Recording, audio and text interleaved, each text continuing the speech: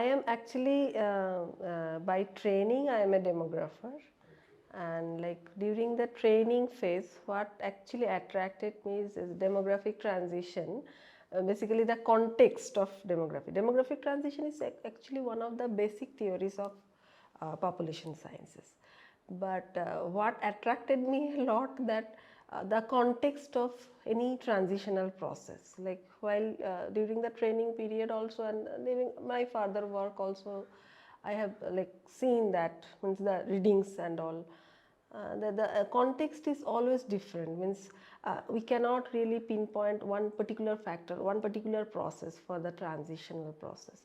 So for example, in southern states, if you take the southern state demographic transition, while it is high human development in Kerala, it is the rigorous implementation of family planning program in Andhra Pradesh that triggered actually demographic changes, and that too amidst like poor economic growth and much lower level of female literacy and all. Usually demographic transition theory, classic demographic transition, it always envisaged that that economic development should precede the demographic changes, but it didn't happen really always. In Kerala it was high human development, in Andhra Pradesh it was the family planning implementation. So that way the context was always different. So that is something, that was something very interesting to, like I was always attracted to that. Now for the recent work, since the demographic transition process in Kerala is at a matured stage, so it's like it's high time that we should reflect on the changes and the challenges, because like what is now the reality in Kerala, it will sooner or later it will become the national reality also. It will be the reality for all other states as well. So probably we are in a position where we can reflect now. So that way actually I landed up writing this one. Demographic transition, basically the demographic transition means a movement, a change from higher mortality and fertility levels to lower levels of the mortality and fertility indicators. Now as I said already that when the theory was proposed, it was hypothesized that economic development will precede such changes through the desire of raising quality children, not the quantity, quality children. So that way the number of children will come down. That was the initial hypothesis. But in Kerala, when the demographic changes started taking place, that time Kerala's per capita income was much lower than the national average. Then economic development, in a higher level of poverty, actually the demographic changes started to happen. It was possible because of certain factors, certain structural and socioeconomic factors. For example, Kerala, if you review the demographic literature, you will find the unique position of women in Kerala society, the matrilineal Kerala society. So that was an advantage. Then the spread of modern education and health system. There was huge public investment in the modern health and education. It was accessible for most of them because there was a wide network of public transport system that time. So these are some of the factors. Then land reform, another factor, because then agriculture, there was fixation of minimum wage for agriculture laborer, there were pension schemes. So these are some of the things. Then universal immunization program that actually helped the to arrest the infant mortality rate. Then literacy campaign, universal literacy campaign, it increased the female education. So that way certain structural changes actually helped demographic changes in Kerala. Initially it was thought that this is a typical case of, not typical, this is a case of high human development amidst low economic development, but eventually it has been realized that actually demographic advancements actually contributed to economic growth. How did it contribute? It contributed through international migration. When there was a bulge in working age group, they started to migrate, and through remittance, actually that volume of remittance actually contributed to economic growth in the state.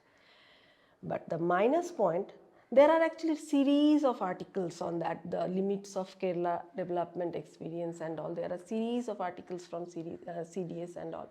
But I'll just, in a sentence, I'll point out the minus point. What is that? This economic growth experience was led by the boom in construction sector and then in service sector. This kind of growth experience, what they did, like it happened, it marginalized the commodity producing sector of agriculture and industry. So what happened, the Kerala could not generate sufficient employment within the state for its educated workforce. That was one negative point. And then especially I would say that when you have a educated women workforce, Kerala's work participation, especially female work participation, if you look, the figures are much lower. So Kerala experienced a higher level of underemployment, unemployment, which is, I think, the major drawback. As I mentioned, that the onset of demographic transition in Kerala is unique. Similarly, the trajectory also, but it is not conforming to the global trends as such. For example, in mortality, always mortality transition is accompanied by an epidemiological transition, which leads to the change in disease pattern. Kerala, if you look at the disease profile of Kerala, you will find that that Kerala has conformed to that pattern, because the disease pattern will change from non-communicable diseases to non-communicable degenerative diseases such as heart diseases, cancer. If you look at the disease profile of Kerala, you will see that this non-communicable diseases almost constitute the 3/4 of the entire disease burden of the state. So we can say that Kerala has experienced the obvious changes in disease pattern.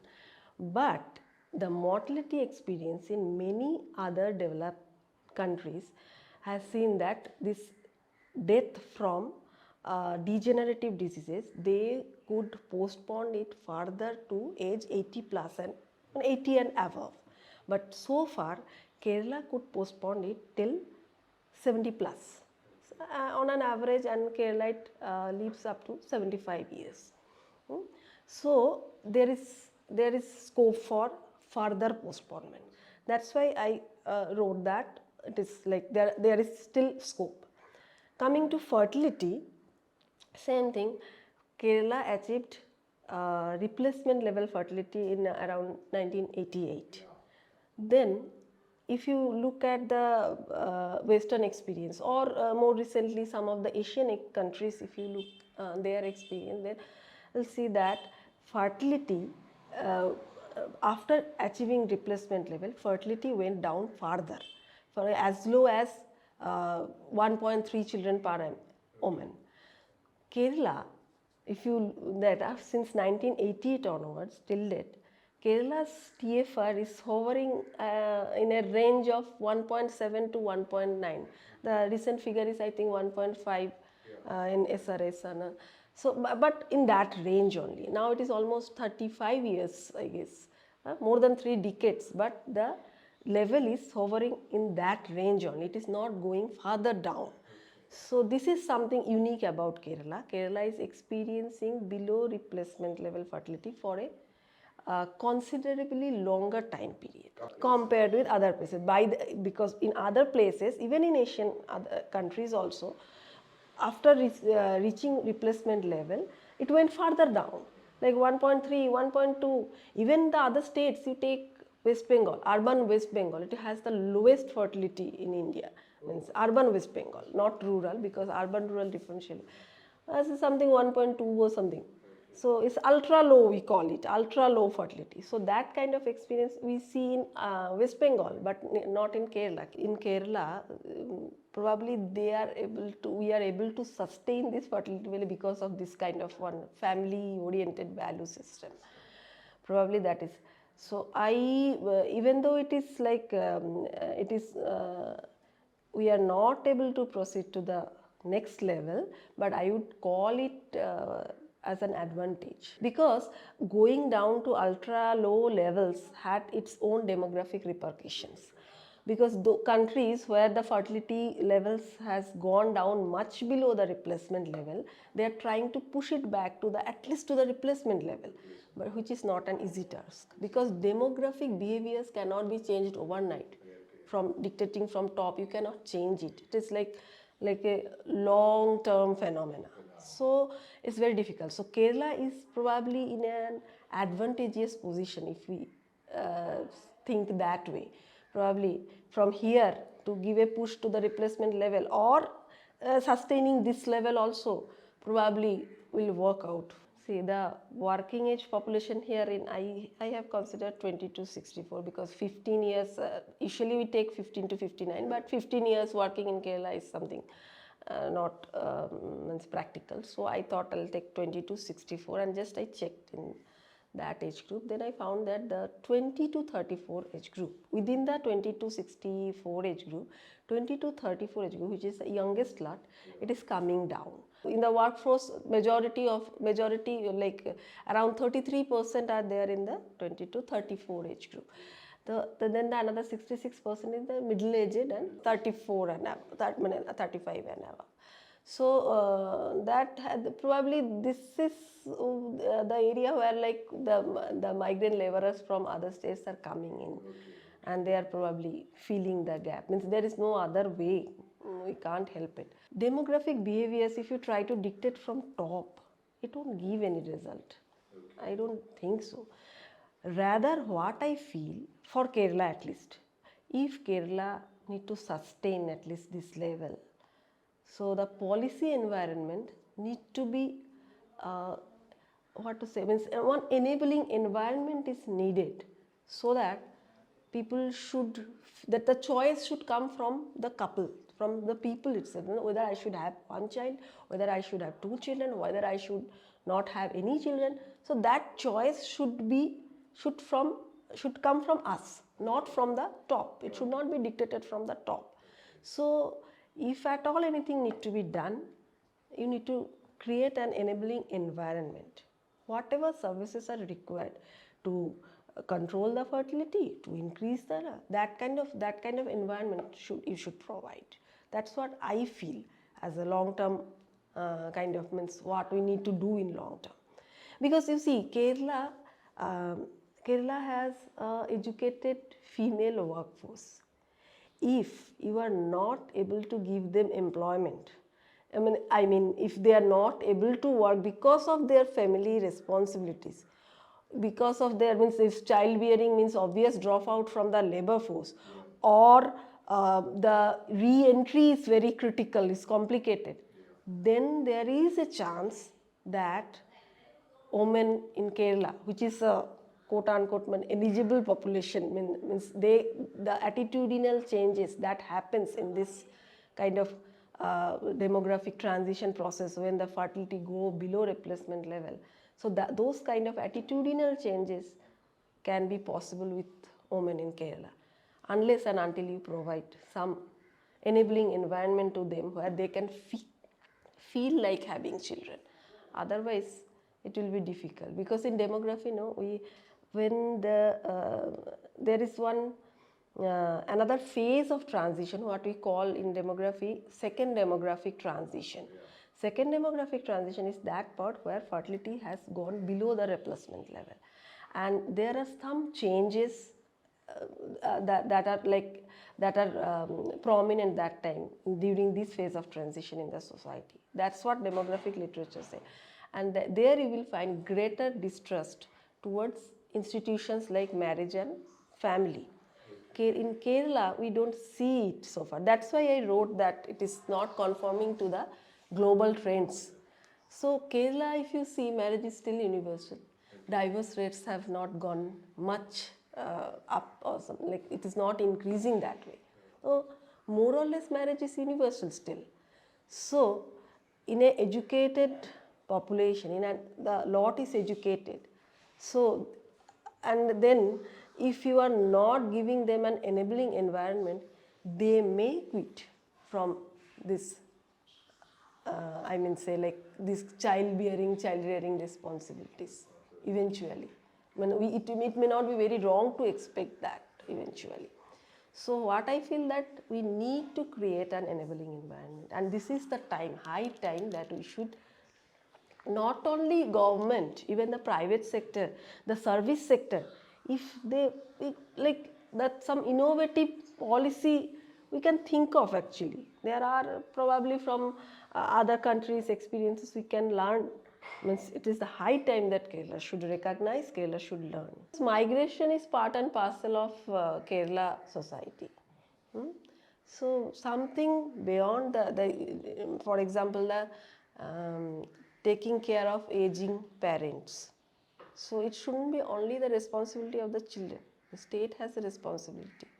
So that way we should probably some innovative solutions we need in Kerala now.